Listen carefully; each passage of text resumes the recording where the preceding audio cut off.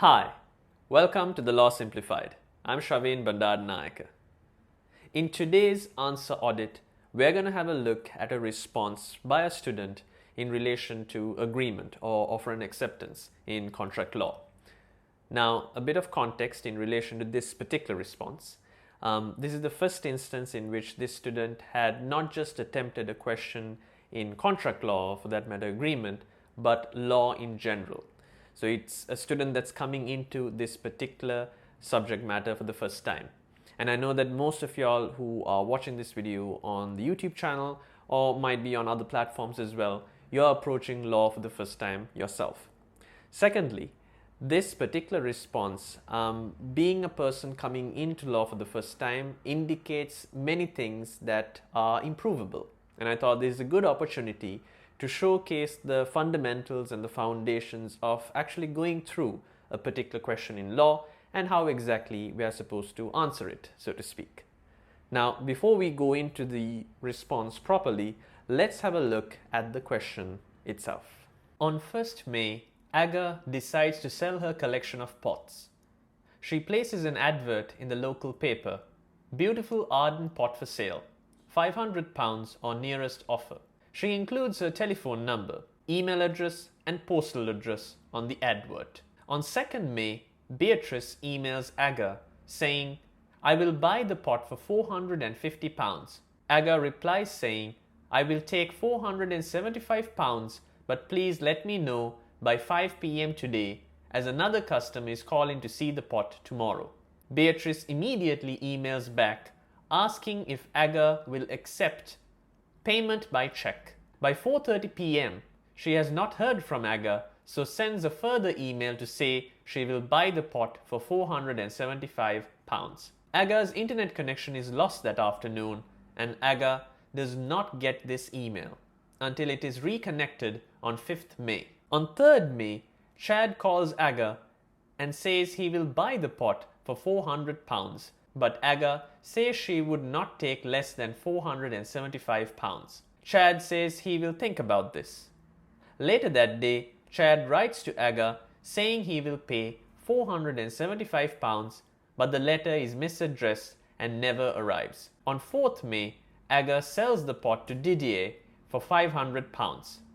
Didier, a friend of Beatrice, meets her on 5th May and tells her of his luck in getting the pot. Beatrice is upset as the pot would complete her Arden collection. Advise Aga. Right. Now that we've had a look at the question, it's a good opportunity for us to dive straight into the response. This particular student has begun this response by considering some of the statements, but directly going into what he feels to be the outcome. So, for example, at this first stage here, you'll notice that he goes on to suggest that Aga's advert in the paper was an invitation to treat, not an offer. So in other words, what he has gone on to suggest is the final answer. I always suggest to students that when you look at a question in law, you have to consider it in the context of a mathematical question. So usually, in terms of mathematics, this particular outcome would be your final result essentially. Now, having said that, what's most important is to show the examiner how and why you got to that point. So moving on, you'll notice that the remainder of that first page of his response namely suggests that Beatrice's offer by email would be an offer but not accepted by Aga. Beatrice kept the lines of communication open by asking if she would accept a check but then does not. Now, this specifically, if I am to point out, this is what I like to consider as repetition of facts. In other words, at the end of the day, the point being that you have taken an element that is there in the question and you've stated the obvious. This is fine if it substantiates your point of view, if it substantiates your argument, but it doesn't play well when you consider the fact that it's wasting time, because we have a finite amount of minutes and hours to do the entire examination, and if you're spending that time repeating the question, it defeats the purpose. So let me just erase this bit real quick. Right. He moves on to then suggest that Aga not being able to receive the email is not her fault and is not responsible towards Beatrice. Now, what this student is alluding to in this bit here is perhaps the postal rule. Now, in doing so, he has essentially indicated three things to me as an examiner. When I read this, I have identified, or rather I have assessed, that the student knows the parties involved, and on top of that, the student is aware of a particular rule that is applicable here. But clearly, based on the facts and based on how he has presented it, it's also clear that he doesn't exactly know what it's called. He hasn't used any case law to substantiate that argument, nor has he fundamentally broken down the facts sufficiently to show me a trend of thought.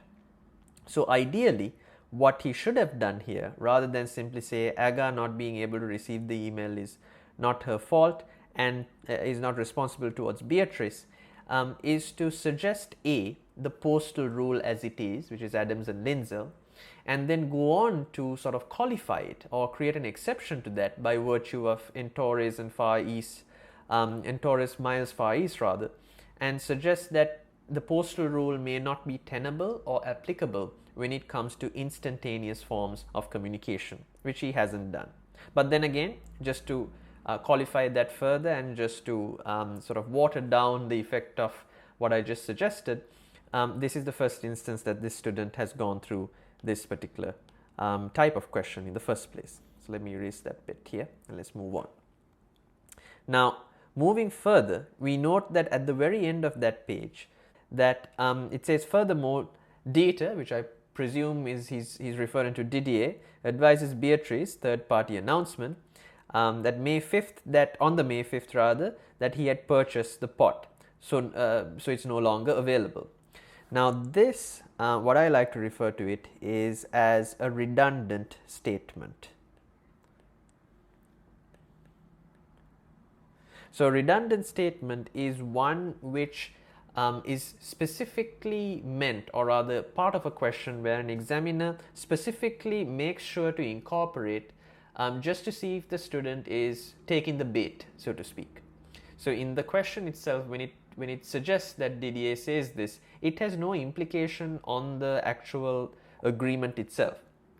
It's just a means to an end in which the person, the offeree, the purported offeree, has now gotten or become aware of the circumstances. It doesn't affect the outcome of it, and if we are going to talk about it, then it's just once again a waste of time.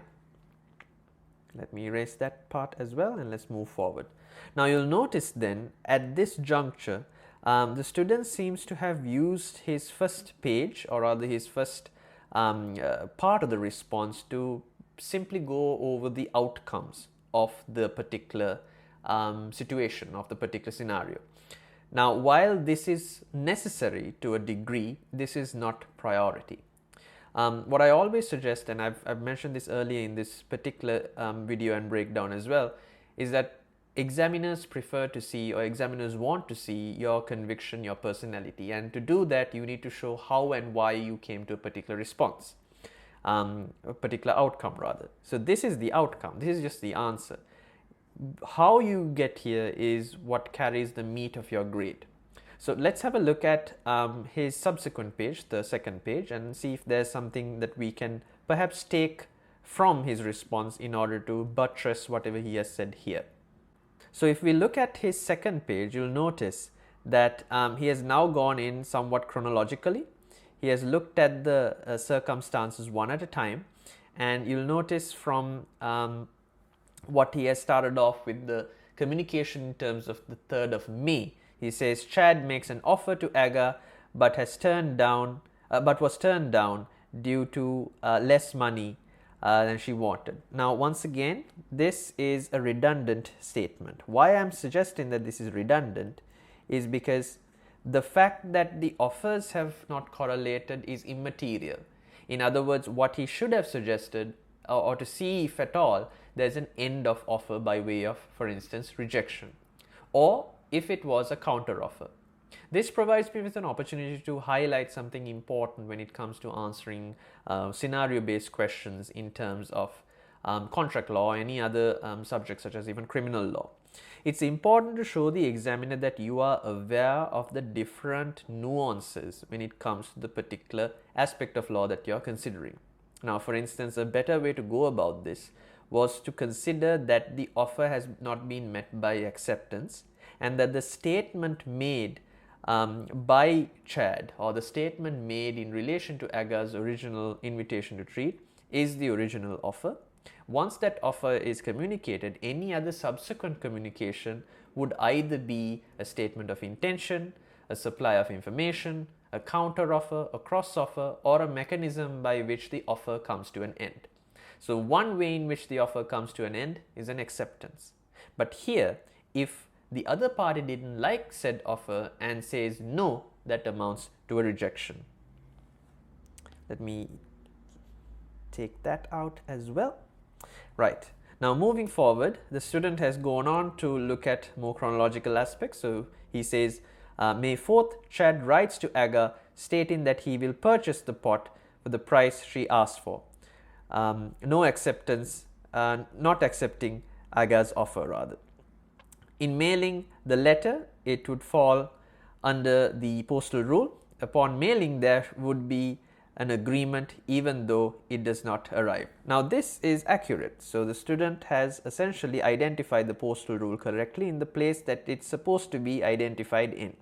But much like we had looked at in relation to our breakdown of the question, in terms of the postal rule, the idea is that when an authorized third party defaults in delivery, the postal rule would apply. So essentially, when the offeree hands over the letter or whatever communication, his acceptance rather, to this authorized third party, what happens thereafter is their problem. If they don't deliver it, it doesn't fall on the offeree. But if you notice on the facts of this particular question, something very significant is that while the postal rule may apply, Chad has misaddressed the letter. So this misaddressed letter would essentially qualify the postal rule in itself. Because once you think of the postal rule, it's really about the offeree doing everything in his power to get the acceptance across to the offeror. So if and when he has misaddressed it, that would essentially mean that the postal rule cannot apply, since the address is not clear or it's incorrect. But this has not been mentioned by the student in this response. So let me take that off once again as well. Right. Once this is done, the student has then rounded off the response by saying Chad would have been better off by calling Aga like he did at first. Now, just something I want to outline at the very get-go. This type of statement amounts to what is known as a opinion. So it's an opinion, it's an argument, which is completely fine. But why it might not be relevant here is because it doesn't materially provide substance for your response. Always think of answering a question in offer and acceptance or any other subject for that matter, any other topic in relation to contract law as a means of gathering points as you go along. Think of it like Mario or Temple Run. You collect the coins as you go along to increase and to multiply your score. Same thing here. An opinion only services your argument. So if the opinion does not service your argument, then it is redundant and it is not necessary. All right, let me take that off as well. Whoops, there you go. And then after that, he concludes by saying, I'm sure Beatrice was thinking that he will call me if he wants the pot, not write by letter. Now, a very important aspect he has written here in terms of indicating to you something you should avoid, which is assumption. Now, assumptions are essentially quite dangerous in the sense that it will send us on several rabbit holes, so to speak. If you try to assume a lot of things, that in turn creates this unsureness in terms of your examiner, because we are supposed to work with the words that are presented to us in terms of the question, and if we go outside of the question, that indicates that we are unable to discern rules and laws based on that which is provided to us. So we have to live and die by the black and white, as I always tell my masterclass students. In doing so, when he suggests that Beatrice might have been thinking, you're putting yourself into a person that you are unaware of, and it becomes hearsay. Now, on top of that, another important aspect that I want to outline in terms of vernacular is in terms of the words used. Avoid trying to use non-academic vernacular. Don't refer to yourself in a question.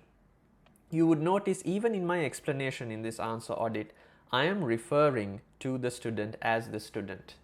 I do not refer to a person by name. I do not refer to the person in context of his particular personal affiliation to the question, none of that. Even when you're answering a question, make sure that you suggest an opinion or an argument in the third person perspective. So even if it was the case, subject to what I just mentioned in relation to assumption, even if he was to talk about this particular line in an indifferent manner, how we should have worded it would have been to say that it is suggested that Beatrice was, or it can be argued, or it is submitted, and so on.